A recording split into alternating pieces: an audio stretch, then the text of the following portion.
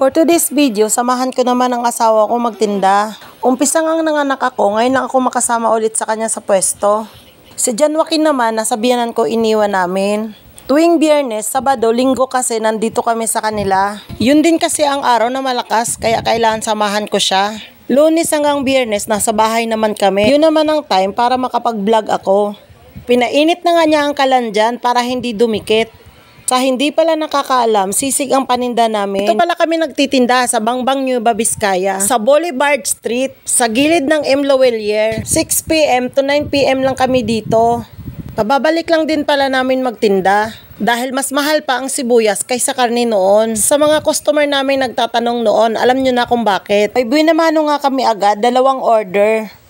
Luto na rin pala yung karne, sa bahay pa lang, tinadtad na rin niya ng asawa ko. Binalot na rin namin bawat isang order 100 grams, kaya mabilis na lang lutuin pag nasa pwesto na. May umorder lang din pala kami magluluto, dahil ayaw naman namin magbigay sa customer na malamig na yung sisig.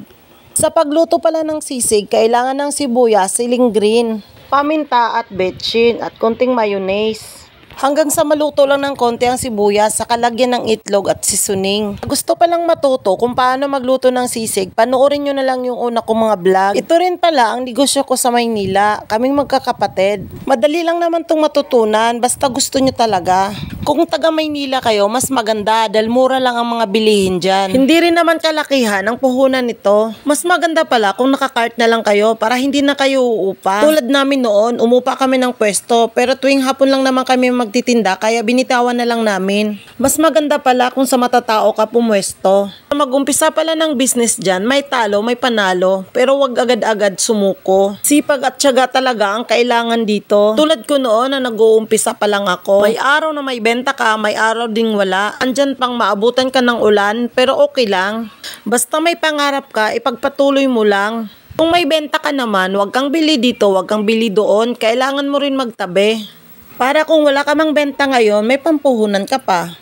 At kung maiwasan mo mang umutang sa 5-6, iwasan mo na para ang tubo mo hindi masayang mapunta sa hulugan. Imbis tubo mo na yun, mapunta pa sa tubo ng pera. Pero wala namang masamang umutang, basta kaya mo lang bayaran.